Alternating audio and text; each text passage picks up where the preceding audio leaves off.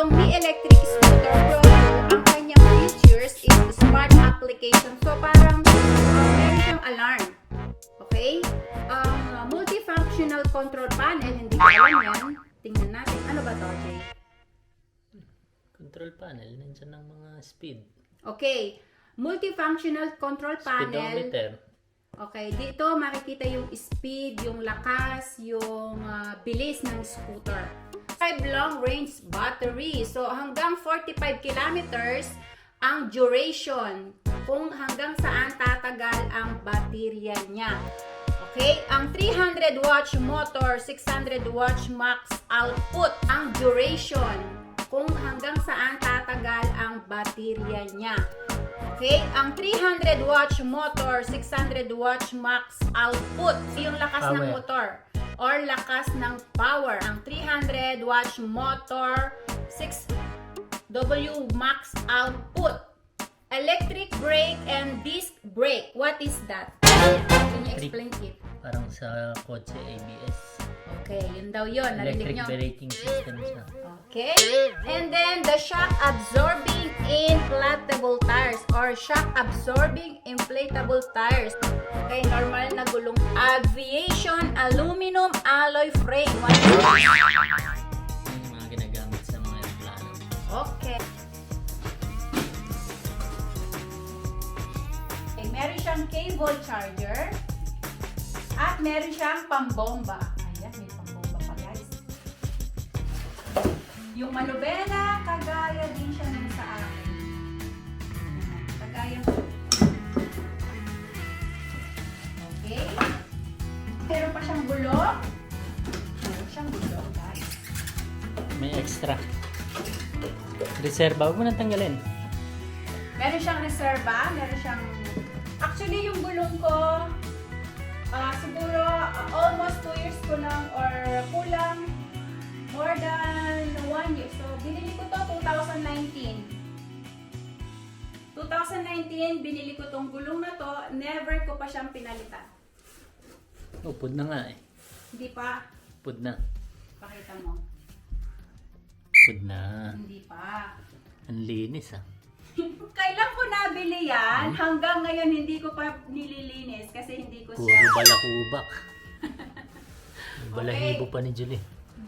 Itong Pro 2, meron din pala siyang extra. Actually, kahit itong Xiaomi na unang labas ng scooter ng Xiaomi, meron din siyang extra na gulong.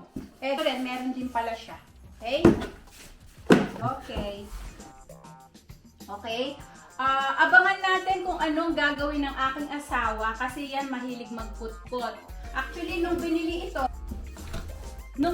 ito, plain lang din siya. Wala iyan, wala to. Pasok mo. Huh? Shoot mo sa loob yan. Huh?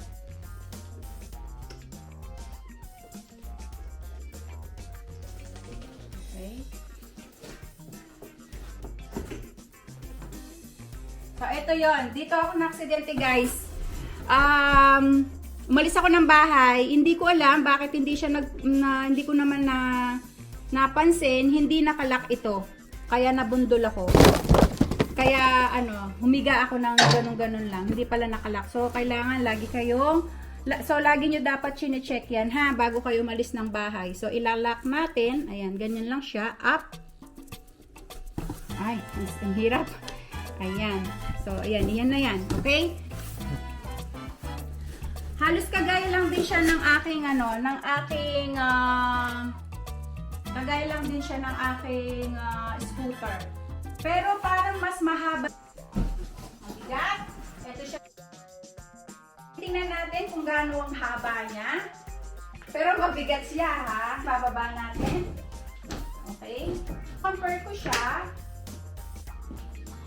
Tingnan nyo, mas mahaba siya. I-compare mo dito sa una kong Xiaomi. Kung makikita nyo, taas ito. Malaki yung gulong. Mahaba to. Okay? Mahaba siya.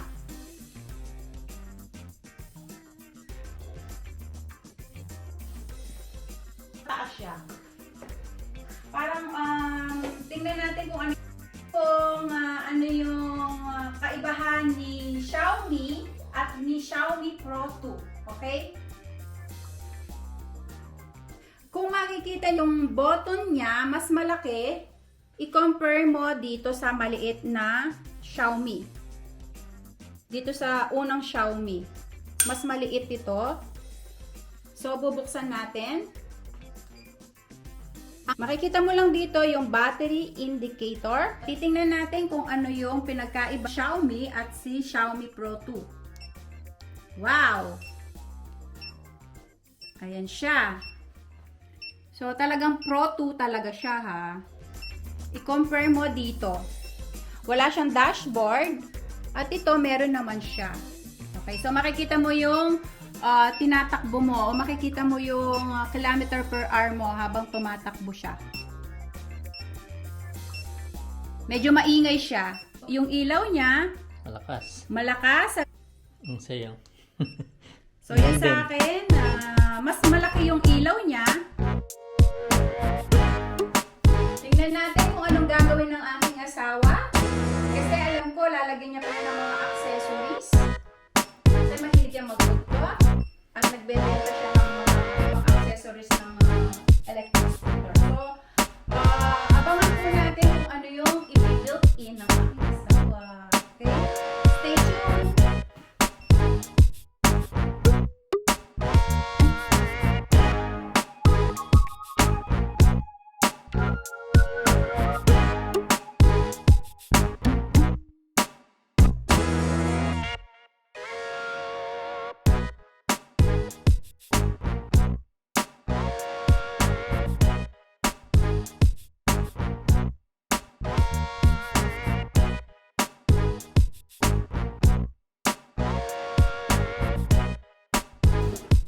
Medyo maingay siya, ha. I-compare mo dito sa akin, Xiaomi Essential ko, medyo silent siya, okay?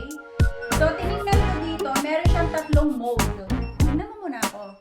Nakita ko sa kanyang dashboard, meron siyang tatlong mode. So, tignan nyo, guys.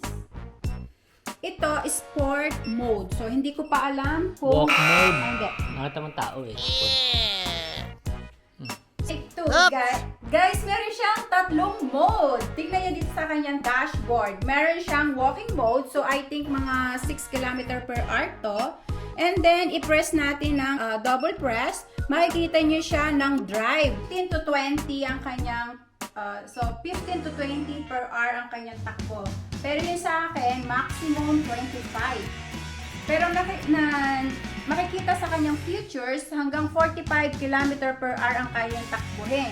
At meron siyang pangatlong mode. Double press natin. Meron siyang sport mode. Bilis na siguro yan. Yan na yung kanyang kayang takbuhin, ang 45 per hour.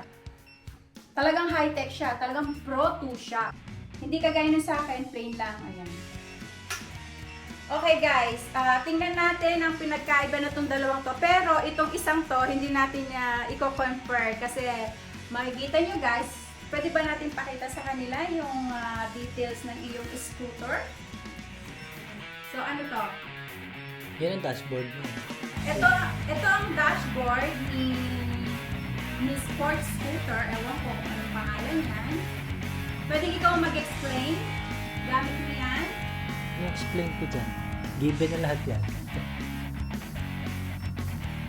So, may tatlong mode din yan.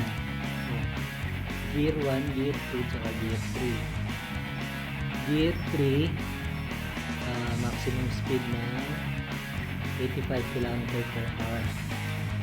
Yung Gear 1, maximum speed ng I think 25 to 30 km per hour. And Gear 2 is 40 to 50 I think. And ito ang switch ng dual motor, single motor. And then ito yung switch, lights, signal lights, mga busina.